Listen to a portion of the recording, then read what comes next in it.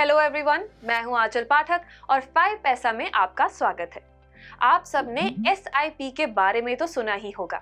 इसके थ्रू आप इंस्टॉलमेंट्स देकर म्यूचुअल फंड्स में लगातार थोड़ा थोड़ा निवेश कर सकते हैं। लेकिन क्या आप ये जानते हैं कि म्यूचुअल फंड्स में से लगातार कमाई निकाली भी जा सकती है? ये पॉसिबल है SWP यानी कि सिस्टमैटिक विड्रॉल प्लान की मदद से। और आज की वीडियो में हम SWP के बारे में विस्तार में जानेंगे। इस वीडियो में हम ये जानेंगे कि SWP क्या होता है, इसे एक एग्जाम्पल से भी समझेंगे, फिर इसके बेनिफिट्स और ड्रॉबैक्स के बारे में भी जानेंगे और आखिर में टैक्सेशन रूल्स भी डिस्कस करेंगे। लेकिन वीडियो शुरू करने से पहले हमारे YouTube चैनल को जरूर सब्सक्राइब कीजिएगा and don't forget to hit the bell icon to stay updated with the notifications. So what is SWP? Systematic withdrawal plan एक ऐसा टूल है जिसकी मदद से आप अपने निवेश किए हुए म्यूचुअल फंड्स में से तय समय पर पैसे निकाल सकते हैं।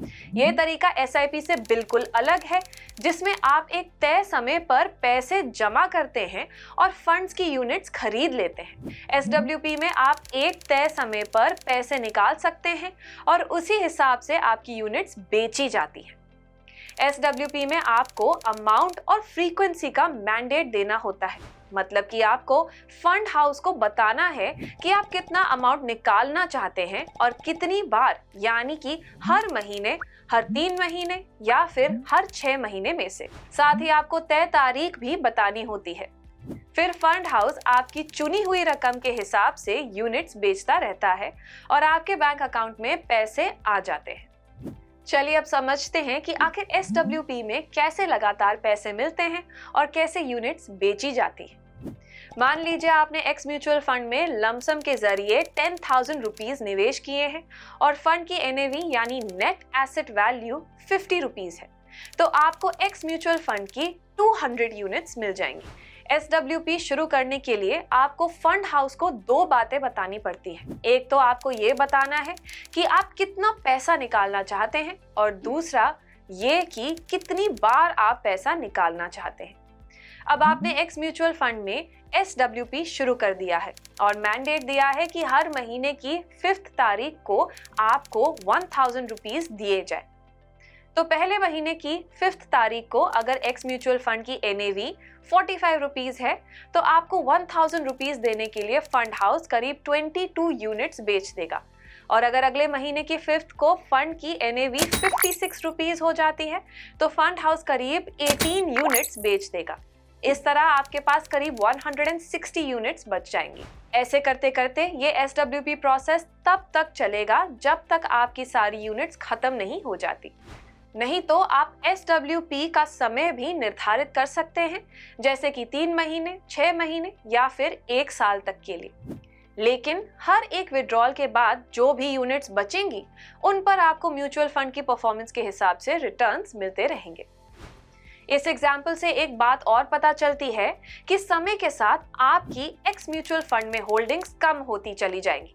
लेकिन अगर हर महीने की रिडेम्पशन के समय NAV बढ़ रही है तो यूनिट्स कम बेची जाएंगी, और वहीं अगर NAV गिर रही है तो ज्यादा यूनिट्स बेचनी पड़ेंगी। इसीलिए SWP आपको गिरते और बढ़ते NAV के समय एवरेजिंग में भी मदद करता है। चलिए अब जानते हैं कि सिस्टमैटिक विड्रॉल प्लान में क्या क्या फायदे होते हैं।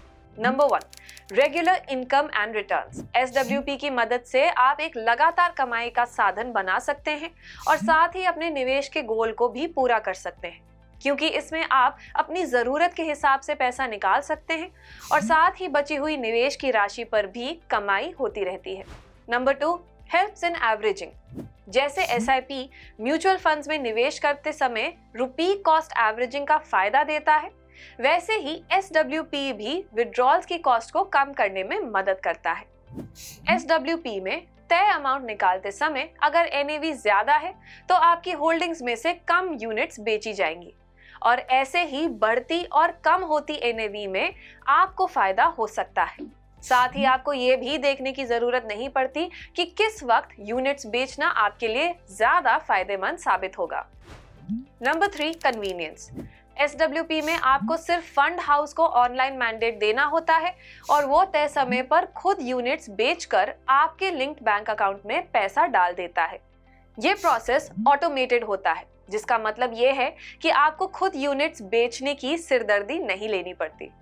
Number 4, useful for retirees. SWP का सबसे ज्यादा फायदा उन लोगों को होता है जो रिटायर हो चुके हैं, क्योंकि वो अपनी पुरानी इन्वेस्टमेंट्स में से लगातार पैसा निकाल सकते हैं और साथ ही बचे हुए निवेश पर रिटर्न्स भी कमा सकते हैं। Number 5, can be stopped any time. आप जब भी चाहे SWP को रोक सकते हैं। अब बात करते हैं कि आखिर SWP के क्या क्या ड्रॉबैक्स हैं। Number 1, not recommended during falling NAV। जब फंड की NAV बढ़ रही है तब तो आपको SWP में फायदा है, क्योंकि तब यूनिट्स कम बेची जाएंगी। लेकिन अगर NAV कम हो रही है तो आपको तय अमाउंट देने के लिए ज्यादा यूनिट्स बेची जाएंगी, जिसका मतलब कम होती NAV में SWP आपके निवेश को तेजी से कम कर सकता है और ऐसे में आपकी कमाई कम भी हो जाएगी।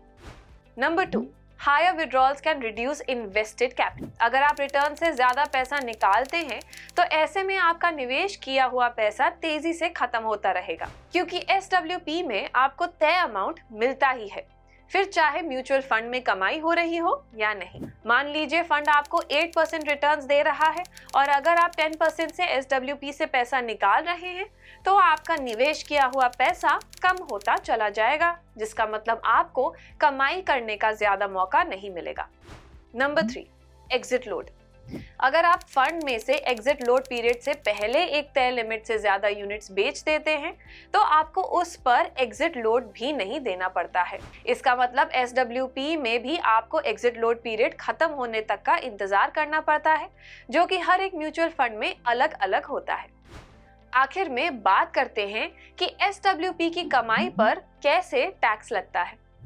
सबसे पहले आपको बता दें कि अगर आप किसी म्यूचुअल फंड में SIP के जरिए निवेश करते हैं और फिर बाद में उस पर SWP शुरू करते हैं तो SWP रिडेम्पशन के समय first in first out method लगता है, यानी कि जो यूनिट्स पहले खरीदी हुई हैं वो ही पहले बेची जाएंगी, जिसका मतलब आपका टैक्स भी उसी हिसाब से लगेगा। SWP के हर एक विड्रॉल की कमाई पर वैसे ही टैक्स लगता है जैसे कि किसी भी म्यूचुअल फंड की कमाई पर लगता है। टैक्स के रूल्स इस बात पर निर्भर करते हैं कि आपने कौन से म्यूचुअल फंड में निवेश किया हुआ है और कितने समय बाद आप यूनिट्स बेच रहे हैं।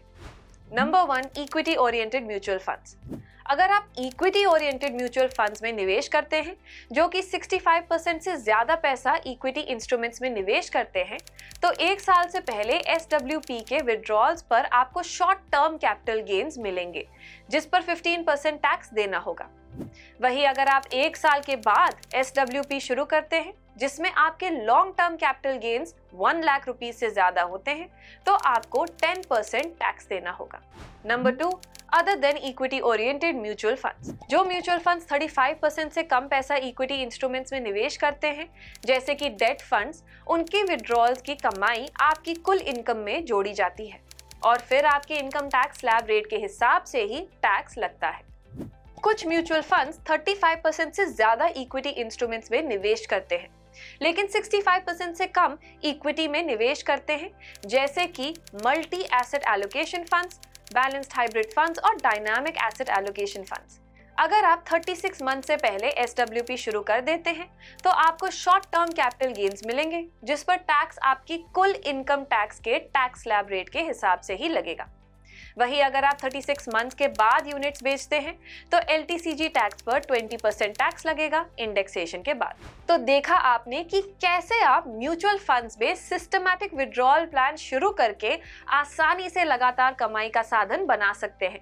वैसे ही आप हमारे वीडियोस के जरिए लगातार शेयर बाजार और निवेश से जुड़ी बातें जान सकते हैं, इसीलिए जल्द से जल्द 5 पैसा चैनल को सब्सक्राइब कर लीजिए। See you in the next video.